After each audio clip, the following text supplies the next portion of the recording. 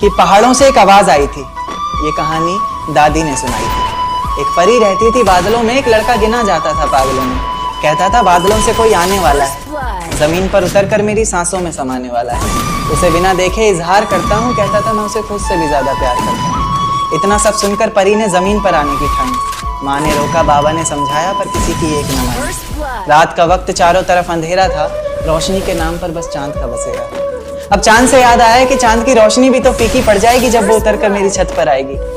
तो कहानी ने नया मोड़ लिया। परी ने प्यार की खातिर ख्वाबों से रिश्ता तोड़ लिया। कहीं मैं सपना तो नहीं देख रहा, ये मेरे सामने कौन खड़ा है? कुछ बोलता क्यों नहीं, इस तरह चुप्पी सादे क्यों मौन खड़ा? फिर उसने कहा कि माँ बाबा घर बार सब छोड़ दिया मैंने। बहुत ख्वाब सजाए थे, काफी ऊंचा उड़ना था, सब तोड़ दिया मैंने। आज से मेरे किस्मत के ताले की चाबी तुम हो, बेचैन सी मेरी